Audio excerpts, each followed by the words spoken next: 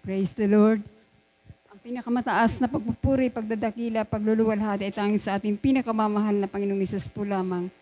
Dubling paggalang po sa ating beloved Honorable Pastor, Willis Estrada Almeda, sa ating beloved Assistant Pastor na ating pong inaalala, ang kanyang mga pinagpalang aral at turo, at sa ating pong mga beloved sa beloved Almeda family, beloved preachers, mga minamahal na kapatiran, isang mapagpalang gabi po sa ating lahat. Praise the Lord. Muli po, pinapasalamatan ko ang mahal na Panginoon sa gabing ito na muli ko po siyang maluluwalhati at mapasalamatan sa mga ginawa niya po sa akin. Praise the Lord. Ma-share ko naman po sa inyo, mga minamahal na bago po tumalikod ang 2024, medyo inaalala ko po yung mga babayarin namin na sa kuryente at sa tubig dahil medyo may kalakihan na po. Pero sa ating mahal na Panginoon, talagang wala kang dapat ipag-alala o ipangamba. Praise the Lord. Ang ginawa ko po, mga minamahal, kumuha po ako ng 1/4 na papel at isinulat ko po doon na sabi ko, God will provide financial for my electric and water bills. At siguro po mga 5 kahilingan ko po yun.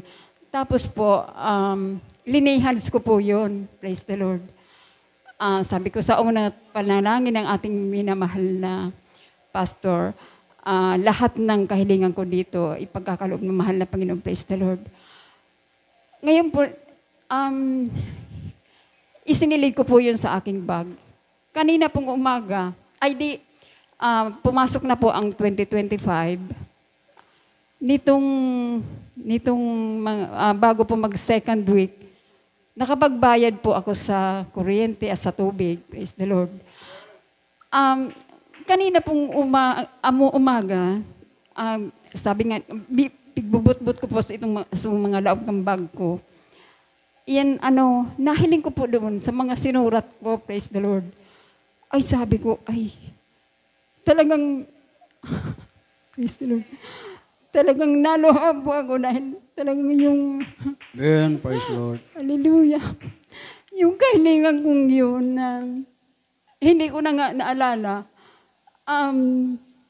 tinugon ng ating pinakamamahal na Panginoong Hesus sa unat panalangin ng ating mahal na Panginoong, praise the Lord. Kasi po talagang wala akong inaasahan sa mga babayarin na medyo may kalakihan na nga po. Pero talagang umaasa lang po ako sa ating pinakamamahal na Panginoong Hesus.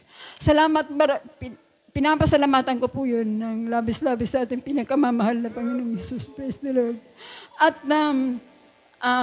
ma-share ko lang po din yung bagong save po ako dito. Pag bagong save ka po, lalo na po sa pananamit, parang gusto mo na rin pong makasunod sa kabanalan. Ganyan.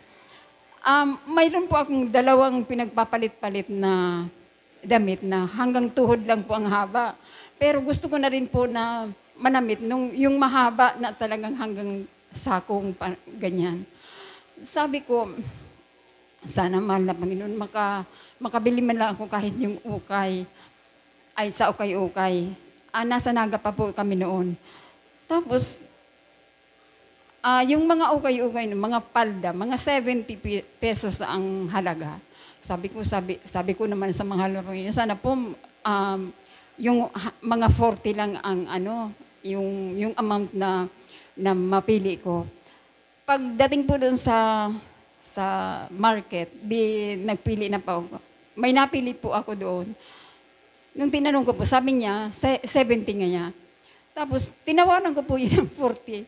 Ibinigay po ng tindera, kaya labis-labis po akong nagpapasalamat doon. Dahil talagang nadagdagan na rin po yung mga isinusuot kong pangsimba.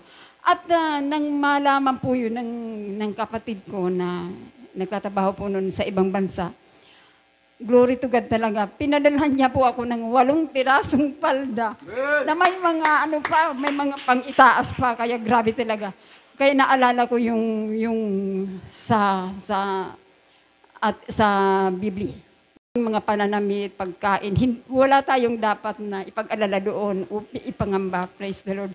Talagang great providing talaga ang mahal na Panginoon. At pinapasalamatan ko rin po ang lahat ng mga pag-iingat ng ating pinakamamahal na Panginoong Isus. Dahil naalala ko rin po noon, siguro 2003 po yun, nandiyan po kami sa Zona 6. May bagyo po noon. Talagang grabe na po, malakas na yung bagyo at yung tatay ko nga po noon, pinapalipat na kami diyan sa bahay niya. Doon sa bahay na tinitirhan namin, magkabilang gilid, talagang may malaking puno ng kayo. At saka yung doon naman sa kabila, yung puno ng guyabano. Sabi ko, naiisip ko pa, pag natumba ka ako, ito talagang gaba yung namin, yung bahay namin. Pero purihin ang mahal na Panginoon. Talagang nung dumating yung umaga, tiningnan ko sa labas, natumba talaga yung yung kayo na yun. Pero lumihis doon sa bahay namin. Praise the Lord. At yung punong guyabano naman, sumandal lang doon sa gilid ng bahay. Kaya pinapasalamatan ko talaga yung mga pag-iingat na yun ang pinakamamahal na Panginoon at sa pag-provide niya po ng lahat ng aming mga pangangailangan. Kaya ang lahat ng kapurihan, pagsapapasalamat, pagdadakil ay tanging sa ating pinakamamahal na Panginoon Jesus po lang.